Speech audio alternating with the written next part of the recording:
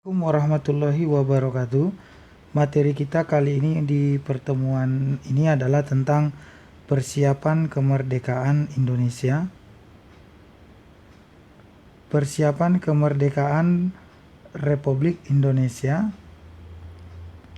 Ini adalah materi kita.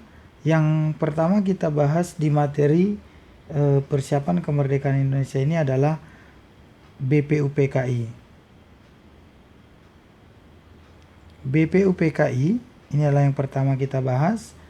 Ini adalah kalau kepanjangannya adalah Badan Penyelidik Usaha Persiapan Kemerdekaan Indonesia, atau dalam bahasa Jepang disebut dengan Dokuritsu Junbi Kyosakai atau Chosakai, di mana ini berdiri pada tanggal 29 April 1945.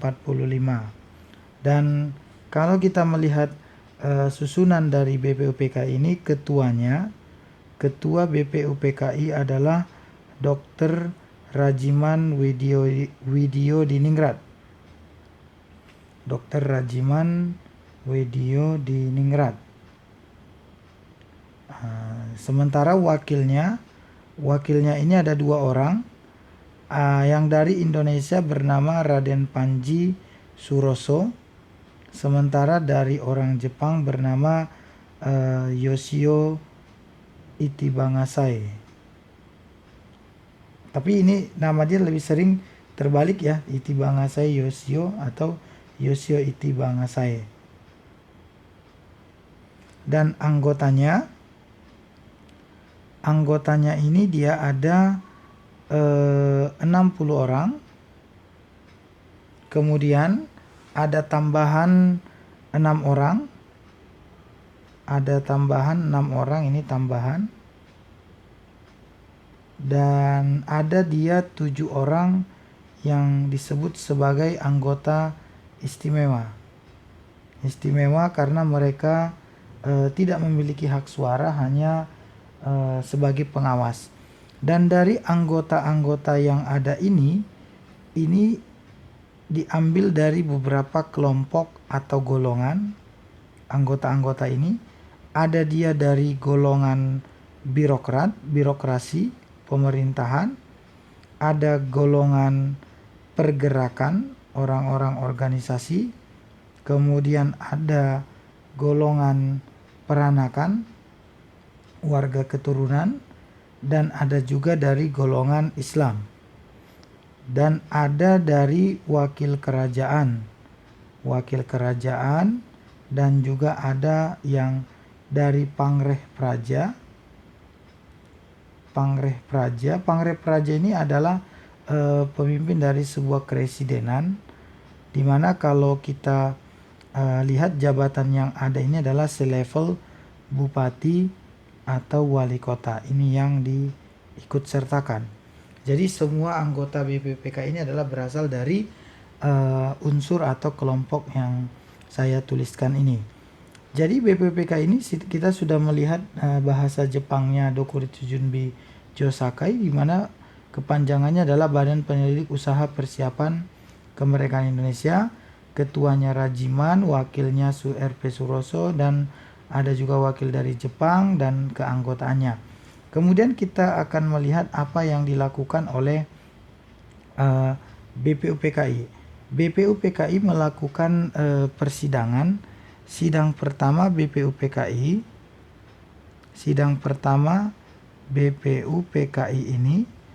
ini dia bersidang pertama dari tanggal 29 Mei hingga 1 Juni 1945.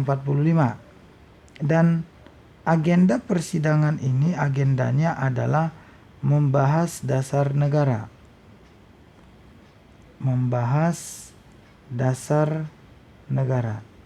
Inilah agendanya. Untuk membahas dasar negara ini ada beberapa orang yang berpidato dan menyampaikan usulan-usulan dasar negara yang sesuai dengan apa yang dia yakini. Kita lihat yang pertama adalah di tanggal 29 Mei ini ada Muhammad Yamin.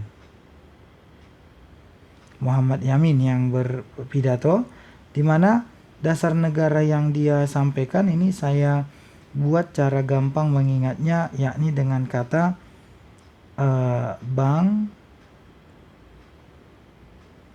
Mantu Raja. Jadi ada 5. Bang Mantu Raja ini adalah singkatan dari bang adalah kata kebangsaan. Man ini adalah kemanusiaan. Ini tu ini adalah ketuhanan. Ra adalah kerakyatan. Ja ini adalah kesejahteraan. Ya, ini adalah dasar negara yang disampaikan oleh Muhammad Yamin.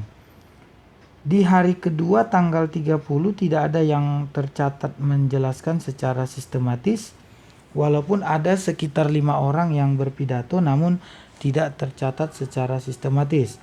Kita lihat langsung ke tanggal 31. Tanggal 31 ini yang berpidato pertama sekali adalah Ki Bagus Hadikusumo. Ki Bagus Hadikusumo ini dari golongan Islam, maka dasar negara yang dia sarankan adalah Islam sebagai dasar negara. Kemudian yang berikutnya adalah Supomo.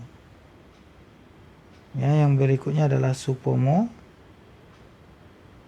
Supomo menyampaikan teori kenegaraannya adalah teorinya ada teori perseorangan atau individu. Kemudian ada teori kelompok atau golongan,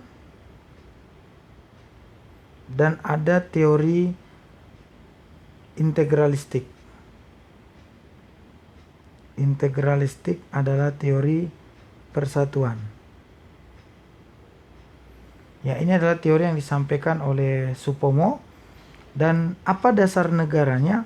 Maka dasar negara yang disampaikan Supomo ini adalah satu keluarga seimbang,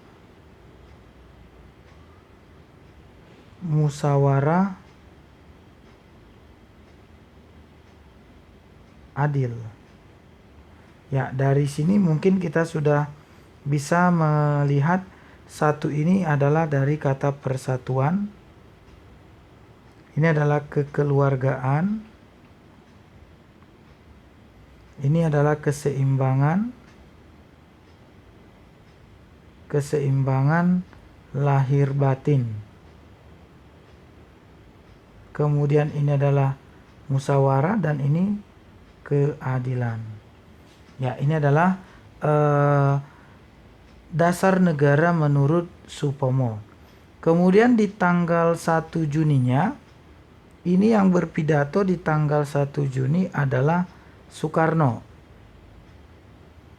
Soekarno menyampaikan dasar negara pertamanya adalah Pancasila. Pancasila, ya. Jadi Pancasila yang dimaksud Soekarno ini adalah seperti ini.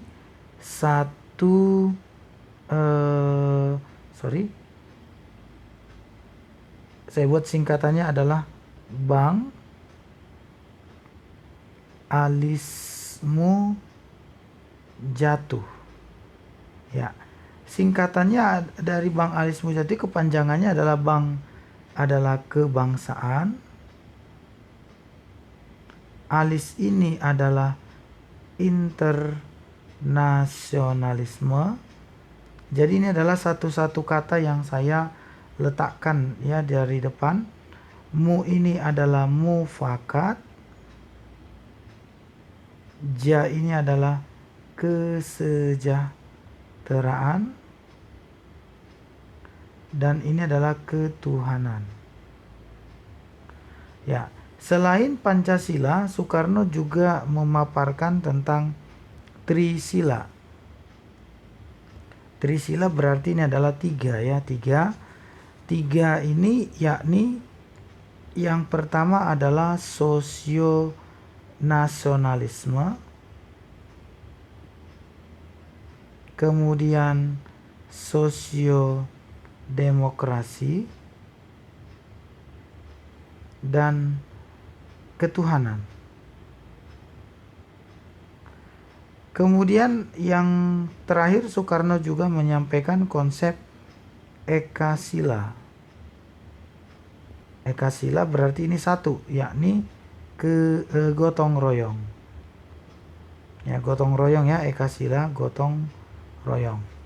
Ya, itu adalah pidato Soekarno dari Pancasila, Trisila, dan Ekasila. Jadi berakhirlah persidangan BPUPKI yang pertama, namun tidak diperoleh hasil untuk dasar negara. Tapi pada intinya ya, persidangan yang pertama ini intinya adalah membahas tentang dasar negara.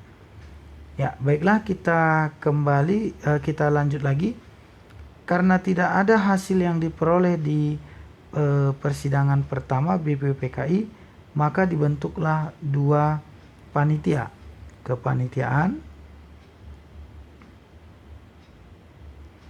Panitia yang dibentuk itu adalah panitia 8 dan panitia 9, di mana tugas dari panitia 8 adalah mengumpulkan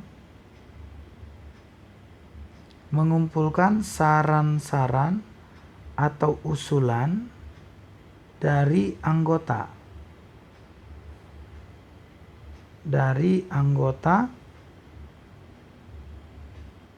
untuk sidang kedua BPUPKI. Sementara yang 9 orang ini tugasnya adalah membuat pembukaan Undang-Undang Dasar. Yang 9 orang ini, orang-orangnya adalah ya, kalau kita lihat siapa yang 9 orang ini saya buat inisial namanya dengan singkatan kata Awas Yamaha. Awas Yamaha ya. Jadi kepanjangan Awas Yamaha ini inisial nama-namanya seperti S adalah Soekarno. Kecuali yang AM ini adalah AA Maramis, Alexander Andreas Maramis. Kemudian nama lain adalah seperti Yamin, Muhammad Yamin, Hatta. Kemudian ini ada Agus Salim, ada Wahid Hasim, ada Ahmad Subarjo, kemudian Abi Kusno, dan ada Abdul Kahar Muzakir. Jadi mereka ini berhasil pada tanggal 22 Juni 1945 berhasil membuat Piagam Jakarta. Namanya Piagam Jakarta atau nama lainnya Jakarta Charter. Namun dalam Piagam Jakarta ini ada yang menjadi kritikan dari Maramis. Dia mengusulkan untuk mencoret. Ada 7 kata dalam sila 1 yang awalnya adalah berisi ketuhanan, dengan ketuhanan dengan menjalankan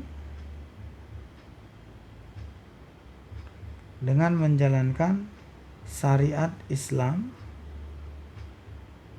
bagi pemeluknya. Jadi kata ini dicoret, akhirnya menjadilah sila yang sekarang menjadi ketuhanan yang Maha Esa. Ya, setelah diselesaikannya Piagam Jakarta ini, nanti Piagam Jakarta ini akan diserahkan ke BPUPKI. Diserahkanlah Piagam Jakarta ini ke BPUPKI. Tepatnya pada tanggal 14 Juli 45. Berarti di sidang kedua BPUPKI nanti. Berikutnya kita lihat adalah sidang kedua. Sidang kedua BPUPKI. Ya, sidang kedua BPUPKI ini dia mulai dari tanggal 10 hingga 17 Juli 45, di mana agendanya adalah membahas tentang, ya, yang dibahas di sini adalah tentang bentuk pemerintahan, membahas tentang ekonomi, pendidikan, dan lain-lain. Jadi intinya yang dibahas adalah di sini membahas tentang batang tubuh Undang-Undang Dasar tersebut. Maka setelah selesai persidangan BPUPKI, akhirnya di bulan Agustus dibubarkanlah BPUPKI ini. Maka PPKI dibentuk. Bisa kita buat seperti ini. BPUPKI dibubarkan dan PPKI dibentuk. Jadi ini PPKI dibentuk dan dibubarkan ini di hari yang sama, yakni tanggal 7 Agustus 45. Jadi keesokan harinya setelah tanggal 7, ini berangkatlah 3 orang tokoh untuk menghadap Jenderal Terauchi di Saigon, di kota Dalat di Vietnam, yakni Ketua BPUPKI Rajiman Wediodiningrat dan Ketua PPKI serta wakilnya. Jadi sekarang kita lihat PPKI. PPKI ini dalam bahasa Jepang disebut dengan Dokuritsu Junbi Inkai. Sementara dalam bahasa Indonesia disebut dia dengan Panitia Persiapan Kemerdekaan Indonesia. Jadi dibentuk di tanggal ini juga, di mana ketuanya adalah Soekarno dan wakilnya adalah Muhammad Hatta. Jadi Ketua BPUPKI Rajiman Wediodiningrat, Ketua PPKI Soekarno dan wakilnya Muhammad Hatta berangkat menghadap Jenderal Terauchi, dan Jenderal Terauchi memberi tanggal kemerdekaan Indonesia, yakni tanggal 24 Agustus 1945. Dan anggota dari BPUPKI ini, anggotanya ini ada 19 orang. Ya, ada 19 orang. Kemudian kalau kita lihat ya dari perjalanan berangkatnya Soekarno, Hatta dan Rajiman menghadap Jenderal Terauchi, dan tanggal yang diperoleh adalah tanggal 24 Agustus 45, dan mereka kembali lagi ke Indonesia. Namun situasi kan ada di tanggal 6 ada bom Hiroshima, di tanggal 9 ada bom Nagasaki. Akhirnya Jepang menyerah kepada sekutu. Ketika Jepang menyerah kepada sekutu, ini diketahui oleh pemuda dan akhirnya pemuda menemui Soekarno-Hatta untuk menyampaikan hal bahwa Jepang sudah menyerah dan tidak perlu lagi menunggu hingga tanggal 24 Agustus. Namun karena terjadi perbedaan pendapat, Soekarno-Hatta tidak mau memproklamasikan dengan segera. Akhirnya Soekarno-Hatta diculik oleh para pemuda dan dibawa ke Rengas Dengklok. Itulah yang dikenal dengan peristiwa Rengas Dengklok. Diculik oleh Soekarni, Wikana, dan Khairul Saleh. Kemudian Ahmad Subarjo datang dari Jakarta menjemput atau memediasi antara golongan muda dan golongan tua. Itulah sebabnya proklamasi itu dijamin oleh Ahmad Subarjo sehingga mereka kembali semuanya ke Jakarta dan ke rumah Laksamana Maeda untuk menyiapkan teks proklamasi. Dan akhirnya tanggal 17 Agustus dibacakanlah proklamasi oleh Soekarno. Kalau kita melihat apa hasil dari sidang PPKI, maka sidang PPKI ini diadakan 3 kali sidang PPKI. Yang pertama adalah pada tanggal 18 Agustus 1945, ini sidang yang pertama. Maka di sidang ini diperoleh beberapa hasil. Hasilnya adalah mengesahkan Undang-Undang Dasar 45. Jadi Pancasila, kalau kita melihat bagaimana korelasi Pancasila dengan PPKI, ini Undang-Undang Dasar 45, kalau kita buat skemanya, Undang-Undang Dasar 1945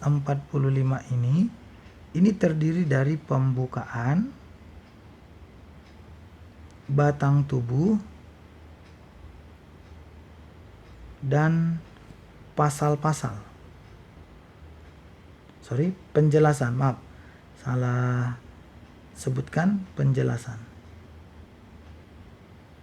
Kalau kita lihat lagi siapa atau apa isi pembukaan, ini ada 4 alinea. Ini ada 37 pasal. Ya, dan ini penjelasan kepada pasal-pasal ini.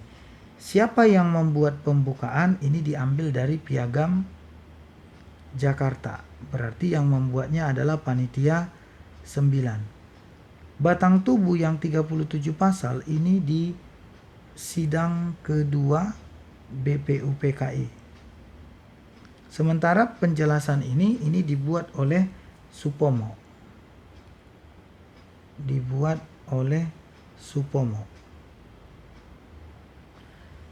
Jadi kalau diperhatikan, Undang-Undang Dasar itu Pancasila posisinya, kalau kita lihat Pancasila itu ada di pembukaan. Ada di pembukaan alinea keempat.